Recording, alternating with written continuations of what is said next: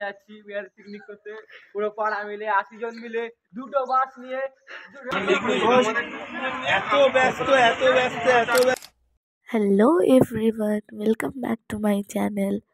তো অনেক দিন পর একটা ব্লগ নিয়ে তোমাদের সাথে চলে এসেছি।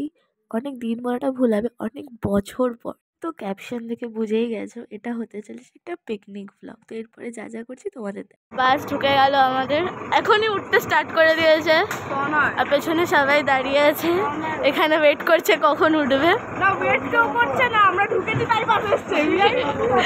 আমাদের টিফিনের যে ব্যবস্থা সেটা আগের দিয়ে রান্না হয়ে গেছিলো, যেটা আমরা বাসে সবাই খেয়েছি, মানে বাস থেকে নেমে।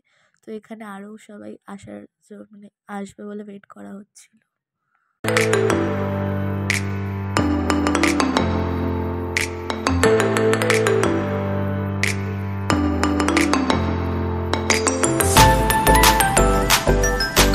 তো আমাদের ব্রেকফাস্টও হয়ে গেল, কড়াইশুঁটির কচুরি আলুর দম। তারপরে আমরা দেখতে দেখতে আমাদের স্পটে পৌঁছে গেলাম, বীরা আমার গ্রাম গার্ডেন।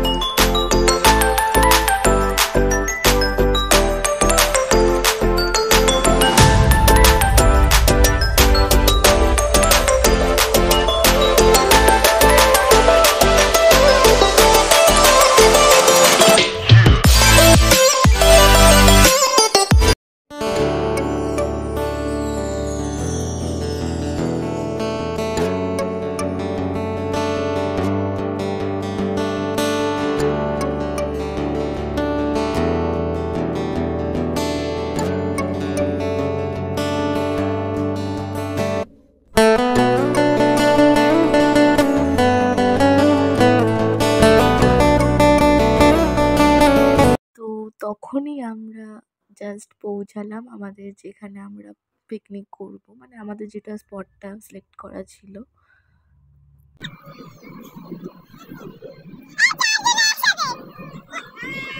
পরে আমরা এদিক ওদিক ঘুরে কফি আর আমাদের যেটা স্ন্যাক্স হিসাবে ছিল কাবাব, ওটা আমরা খেয়ে নিলাম। এক্সট্রিমলি সরি, কারণ কি যেটা পিকনিকে আসল খাবার দাবারের ক্লিপটাই আমি নিতে পারিনি, আমার ফোনের একদমই চার্জ শেষ হয়ে গেছিলো। তো খাবারে ছিল ভাত, ডাল, আলু ভাজা, মাটন, চিকেন, ফুলকপির রোস্ট, চাটনি, পাঁপড়।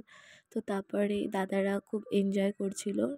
আমি এইটার গানটা দিতে পারিনি, কারণ কি আপনারা সবাই জানেন যে কপিরাইট চলে আসে, তাই জন্য। সন্ধ্যা হয়ে যায়, আমাদের বাস ছেড়ে দেয় এবং আমরা বাড়ি চলে আসি। যদি ব্লগটা ভালো লেগে থাকে please do subscribe, like, comment and share.